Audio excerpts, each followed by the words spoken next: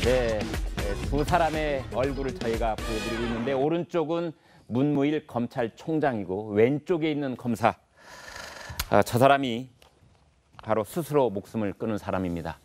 구속 전 피의자 신문, 이제 영장을 발부를 할 것이냐 이 문제를 놓고 실질 심사를 하는 그 과정을 이제 바로 목전에 둔 고위직 현역 검사가 스스로 목숨을 끊는 극단적인 선택을 했습니다. 하나씩 차근차근 살펴보겠습니다. 자, 사망은 변창훈 검사. 왜 투신을 한 겁니까? 네, 어제 조금 상황을 조금 말씀드리겠습니다. 어제 오후 3시에 그 중앙지검에서 이제 구속 여부를 결정하는 영장실질심사를 그 변 검사가 앞두고 있었습니다. 예. 통상은 그런 경우에는 이제 보통 검사실에 있다 검사랑 같이 가거든요. 예. 근데 어제는 조금 약간 그 본인을 배려해주는 차원이었던 것 같은데 변호사 사무실에서 변호사하고 같이 이제 의논을 하는 그런 상황이었어요. 검사도 변호사하고 의논할 게 있습니까? 뭐 일단 본인에 관한 사건이니까 본인이 예. 피해자를 조사를 받고 특히 구속 여부가 결정되기 때문에 네. 변호인을 선임을 해서 그 선임한 변호인하고 이제 1시 정도에 만나서 얘기를 하고 있던 그런 상황이었거든요. 네. 얘기를 하다가 잠깐 화장실에 다녀오겠다라고 하고 자리를 비우고 화장실에서 그렇게 좀 극단적인 선택을 한 그런 상황입니다. 평소에 네, 말씀하십시오. 네, 사실 그러니까는 평소에 지금 수사를 받고 이 지금 혐의 사실이 국정원 수사 댓글 수사를 방해했다는 그런 부분 아닙니까? 여기에 대해서 나는 그렇게 잘못한 거 없다. 내가 국가를 위해서 열심히 일했는데 지금 이 상황까지 왔다라고 좀 억울함을 많이 토로했다고 합니다. 네. 자, 조 국장님, 이거를 뭐 복잡하게 얘기하기 시작하면 책을 몇 권을 써도 모자랄 정도로 좀 이렇게 서로 얽혀 있는 내용인데 좀 그거를 우리 시청자 여러분께서 알기 쉽게 간단하게 좀 설명을 해주세요. 4년 전에 무슨 일이 있었던 겁니까? 2013년에 이제 국정원 댓글 사건과 관련해서 그 수사를 했지 않습니까? 검찰에서. 4년 전이면 이제 박근혜 정부 출범 이후에 수사를 했는데 그 수사 대상이 국정원 아니겠습니까? 네. 댓글 사건이니까. 근데 이 변창훈 검사는 그때 국정원에 파견 나가 있던 검사예요. 그러니까 이번에 목숨을 끊은 변창훈 검사는 당시에 국정원을 위해서 일하고 있던 검사였군요. 그러니까 검찰에서 일하다가 국정원으로 파견 나가 있던 검사예요. 그러니까 국정원을 위해서 일한 사람이죠. 그런데 국정원에서 이 수사를 방어해야 되는 거죠. 국정원은. 당연히 할 일을 했던 거고. 그러다 보니까 당시 국정원장이나 이런 사람들이 이 수사를 어떻게 해라라고 얘기를 했기 때문에 그 실무적으로 그걸 기획한 검사라고 이 사람은. 그 기획이라는 게 뭐냐면 위장 사무실, 지금 말로는 위장 사무실이라고 그러지만 국정원 입장에서 본다면 자기네들 수사에 대비하기 위한 사무실이에요.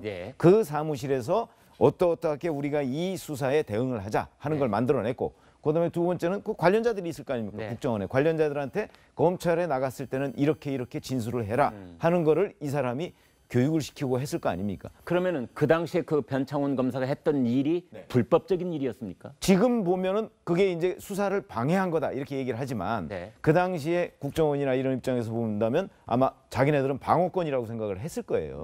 그렇기 때문에 이 사람은 누가 변창훈 검사가 아니더라도 누가 그 자리에 파견 나가 있더라도 이 일을 했을 것이다라고 변창훈 검사는 생각했을 거라고요. 그런 점에서 이제 억울하다고 지금 얘기를 하고 있는 거죠. 아니 그런 일이 마치 이 손바닥을 이렇게 뒤집듯이 어떨 때는 이렇게 돼 있다가 똑같은 일인데요. 똑같은 사람이 하는 일인데 정권이 바뀌면 이 손바닥이 이렇게 되고 뭐 이런 상황입니까 지금?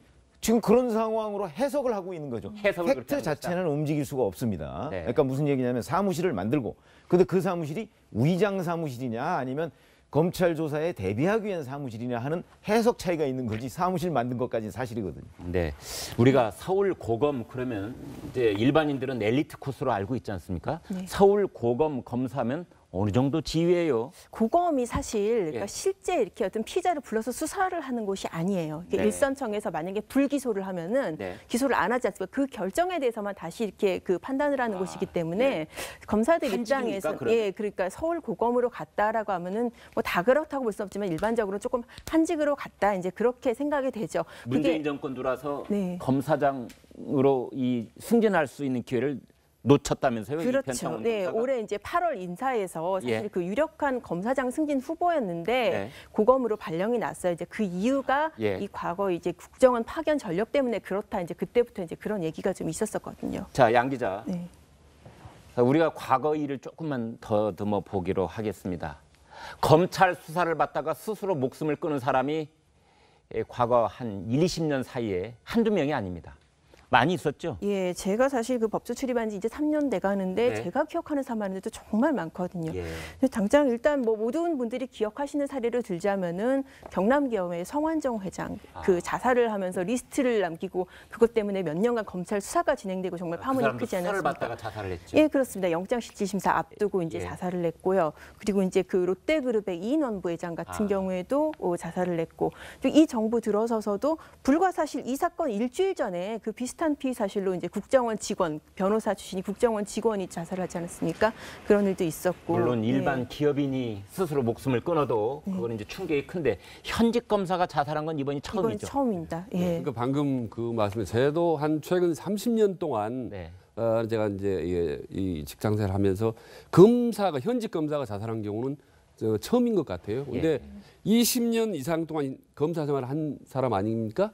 그럼 누구보다도 피의자의 어떤 심리 상태라든지 이런 부분을 잘 아는 사람입니다. 말하자면 사람의 심리 상태를 밀었다 당겼다 하는데 도 같은 사람이 이 검사가 투신 자살했다는 거 좀 안타깝고, 그리고 지금 구속영장이 청구된 것도 아닙니다.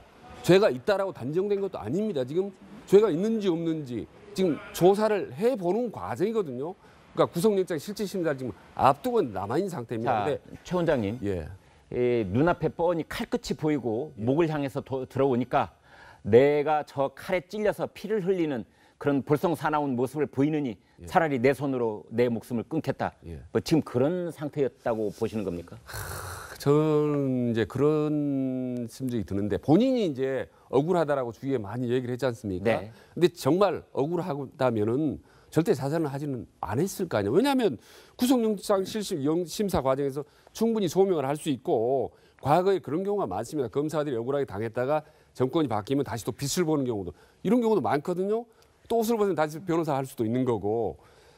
그런데 억울함에도 불구하고 호소하면서도 이렇게 자살을 감행했다. 모든 걸 뒤집어 쓴 건지 희생양인 건지 이런저런 좀 마음감이 좀 교차합니다. 조금만 제가 좀 보완 설명을 드리면은 이 어제 그 자살한 변창훈 검사 같은 경우에 굉장히 대표적인 공안통이에요. 네. 그러니까는 그 초년 시절부터 공안부에 주로 있었고 공안통이라고 네. 하는 것은 가령 간첩 수사를 한다든지 그렇죠. 대공수사. 선거 사범을 네. 이제 수사를 한다든지 예. 그런 쪽에 말하는 그렇습니다. 거죠. 노조도 네. 들여다보는 쪽이 공안검사죠. 예, 사실 이게 좀 변호사 개업하고 연관지어서 말씀드리면은 특수부 검사들 같은 경우에 나가면 정말 돈을 많이 벌거든요. 예. 근데 공안은 그렇지가 않아요. 그래서 정말 뭐 오로지 그 나라를 위한 사명감으로 일을 애국심으로 한다. 일하는 데다? 네, 그런 예. 사람들이 굉장히 많거든요. 그래서 이제 계속 공안통으로 있었던 사람인데 지금 그래서 이제 국정원도 파견을 갔을 거고요. 그런데 어떻게 보면 역으로 이 공안 수사를 본인이 지금 받게 된 그런 상황이거든요. 네. 그리고 또 하나 조금 덧붙여서 설명을 드리면은 그 뭐 위장 사무실을 만들었다, 압수수색에 대비해서 어떤 증거를 추적했다 이런 얘기를 하는데 이게 조금 달리 해석될 여지가 있는 부분이 있어요. 왜냐하면은 국정원 압수수색할 때는 법에 따라서 국정원이 압수수색 거부할 수 있거든요. 그러면은 전혀 수사기관이 어떻게 접근을 할 수가 없어요. 그래서 약간 압수수색을 할 때 조금 타협적으로 이 정도까지는 우리가 열어주겠다 이제 그런 과정이 있는 걸로 저는 알고 있거든요. 근데 이제 본인은 그런 과정이라고 생각을 했을 텐데 이게 지금 와서는 다 이제 뭐 증거 조작이다, 뭐 어떤 뭐 압수수색에 대비해서 가짜 사무실을 만들었다 이러면서 약간은 조금 뭐 파렴치범, 적폐 세력으로 이제 몰린다라고 본인은 충분히 생각을 할 수 있는 그런 상황이거든요. 그런 압박감과 치욕이 상당히 크게 작용하지 않았나 그런 생각이 듭니다. 네, 최 국장님 이제 이런 일이 벌어지면 우리가 강압 수사다 또는 뭐 하명 수사다. 하명이라고 하는 것은 청와대가 검찰에 지시해서 그러니까 그 수사가 이루어진다. 자발적인 의지가 아니다. 자, 뭐 그런데 이런 거라고 봐야죠. 본질적인 질문을 하나 드리고 싶습니다. 지금 우리나라 검찰에서 도대체 무슨 일이 벌어지고 있는 겁니까? 그러니까 문재인 정부 검사와 네. 박근혜 정부 검사가 두 패로 나눠서 지금 전쟁을 벌이고 있는 겁니까? 흔히 이제 그 시청자분들이 그 오해하거나 하는 부분이 있는데 검사는요 공무원입니다. 네. 공무원이고 또 무슨 얘기냐면 사법부가 아닙니다. 사법부는 왜 법률에 보면 있잖아요. 네. 법과 양심에 따라 독립하여 재판한다. 이렇게 돼 있잖아요. 네. 근데 검사는 그거 아니거든요. 사법부가 아니라 행정부 소속 공무원입니다. 그러니까 무슨 얘기냐면 행정부에서 방침에 따라서 그리고 그 검찰총장이 지휘 아래 또는 뭐 그 밑에 뭐 여러 가지 검사장들이 지휘 아래 수사를 하는 거예요. 그러다 보니까 공무원적인 생각을 할 가능성이 더 많다는 거죠. 네. 그러니까 무슨 얘기냐면 지금 말씀하신 대로 무슨 대통령이 검사 이거는요. 공무원은 대통령이 바뀌면 그 대통령을 위해서 일을 하는 거예요, 주로. 그렇지 않습니까? 아무래도 전적으로 그런 건 아니지만 여하튼 박근혜 대통령에서 문재인 대통령으로 바뀌었으면 박근혜 대통령 시절에는 박근혜 대통령의 정부, 그 정파를 위한 게 아니고 그 정부를 위해서 일을 하는 것이고 지금은 또 지금 정부. 근데 이 정부가 사실은 크게 다르지 않아야 돼요. 네. 그런데 지금은 이제 적폐 수사를 하다 보니까 굉장히 다른 것처럼 느껴지잖아요. 그러니까 공무원들 중에서 문재인 정부를 위해서 조금 더 하여튼 수사를 적극적으로 하는 사람이 있는 것이고 또 그렇지 않고 과거 정권에 자기가 한 일 때문에 그게 발목을 잡아서 이 정권에서 뭐 크게 빛을 못 보는 그런 검사가 있는 것이고 그런 정도의 차이라고 봅니다. 네. 다들 기억하시겠지만 지난 5월 대통령 선거가 있기 전까지 거의 모든 대통령 후보들은 검찰 개혁을 부르짖었습니다. 그런데 지금 문재인 정부 들어와서 적폐청산이라는 이름 하에 각 부처에서 여러 가지 TF가 구성되어 있는데 그 TF에서 넘어온 사건들을 검찰이 수사하고 있습니다. 그러니까 적폐청산의 칼을 검찰이 쥐고 그 칼을 휘두르고 있는 겁니다. 따라서 검찰개혁은 이제 현 정부에서는 물 건너가는 것이 아닌가 뭐 이런 의견도 나와 있습니다.